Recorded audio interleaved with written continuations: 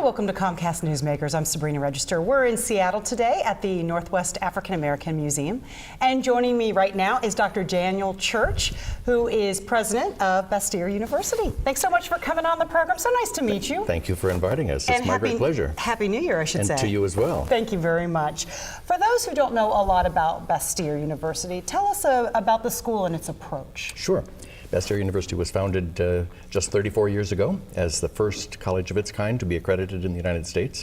It was founded as John Bastyr College of Naturopathic Medicine, and that gets to the matter of approach because naturopathic medicine argues that health is engendered best when we give in to the healing power of nature, if you will.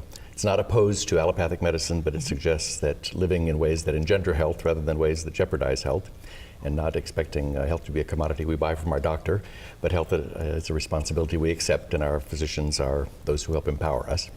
That philosophy has been present since the beginning, and over the years it matured into a university with 16 different degree programs, wow. 2 different campuses at the moment, and before long a third, and a large clinical campus in the north end of Seattle, and then our main campus right in the middle of St. Edward State Park on the north end of Lake Washington. You mentioned about the approach, about natural medicine. Do you feel that it's more mainstream today than it once was? Do you think people are practicing natural medicine as well as Western medicine or more traditional medicine in conjunction or even replacing it? Yeah, I would hope never to replace it, as much as some of our folks, even our alumni, I suppose, would like that. I think we started out, people thought of us as an alternative kind of medicine, and then the language turned to complementary kind of medicine. And now we talk about integrative medicine.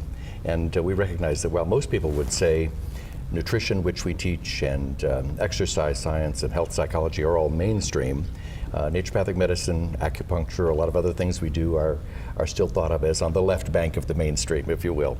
But every allopathic medical school in the country, every credible one, has begun to embrace integrative medicine, recognizing that the full array is what every patient really should have access to. You sort of hinted at this about a new, or I should say an addition, a new campus. So tell us a little bit about that, because in this challenging economy, you're holding steady and even expanding. Right. Our enrollment is strong here in Seattle. We get students from all over this country and from many other lands, but California, the 6th largest economy in the country and the largest state in the union, has a huge appetite for natural medicine, a very robust practice act for naturopathic physicians, and no school offering the kind of curriculum which we offer. So it was a ripe opportunity for us. We did engage a research firm, but we didn't have to go very far to learn that it was a perfect spot. So we're going to be opening in San Diego in the fall, and as soon as the Northwest Commission, our accrediting authority, gives final approval, we can actually literally admit students to the School of Naturopathic Medicine at Bastyr University, California. Then by the time that first cohort is in year 3, we'll begin to offer other curricula like nutrition, midwifery, you name it. Like the locations up here, will the San Diego one eventually also operate as a clinic, as a natural clinic? Sure, there's got to be a clinical component to the education, and we're not in the business of healthcare per se. We train healthcare providers, and so we have to have a healthcare environment in which to train them. So there will be both an on-site clinic and a lot of community-based clinic education for our students. They've got to have a zillion hours of direct patient contact. We saw 38,000 patients, for instance, at our clinic on Stoneway last year here in Seattle. Wow, that is quite a few. It is. Big milestone for you all this year. Oh my. Talk about celebrating that. That's right, the school is young, but our namesake, John Bartholomew Bastyr, would be 100 years old, had he lived, into 2012.